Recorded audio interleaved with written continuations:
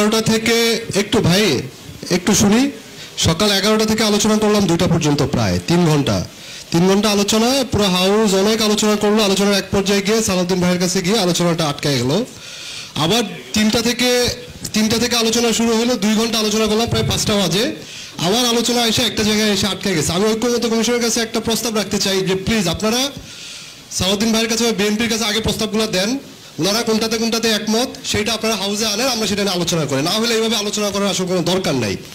সালাউদ্দিন ভাইয়ের একটা কথা থেকে, ভাই আমার ডিপার্টমেন্টের বড় ভাই, সেই হিসেবে বলছি, আইন তো আমরা একটু পড়ছি। ওই যে আপনার কি বলে উচ্চকক্ষে উনি কিন্তু একটা জিনিস বলে ফেলছেন যে সংবিধান সংশোধনের ক্ষমতা যদি থাকে উনি ওই পিআরে রাজি না। তার মানে মূল সমস্যাটা কিন্তু সংবিধান সংশোধনের ক্ষেত্রে।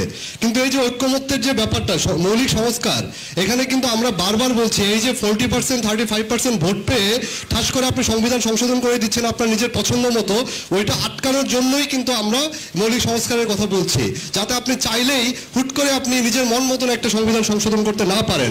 সেইটার জন্য উচ্চকক্ষের ধারণা। আর উচ্চকক্ষে যদি আমার সেই নিম্নকক্ষেরই একটা রেপ্লিকা হয়, সেই উচ্চকক্ষের আসলে আমার প্রয়োজনটা কি? ভাই যদি আমাকে একটু, আমার ছোট ভাই হিসেবে যদি আমাকে একটু ব্যাখ্যা করেন, আমার জন্য উপকার হয়। নিম্নকক্ষে আমি যত পার্সেন্ট, আমি উচ্চকক্ষ তত পার্সেন্ট। এটা দিয়ে আসলে আমার রাষ্ট্রের ব্যয় বাড়ানো ছাড়া সেই উচ্চকক্ষ দিয়ে আমার আসলে কি ফায়দা হচ্ছে? তো এটাই ছিল আমার বক্তব্য। কমিশনের কাছে আমার প্রস্তাবটা রইল, কমিশন বিবেচনা করবে আশা করি। ধন্যবাদ। অনেক ধন্যবাদ।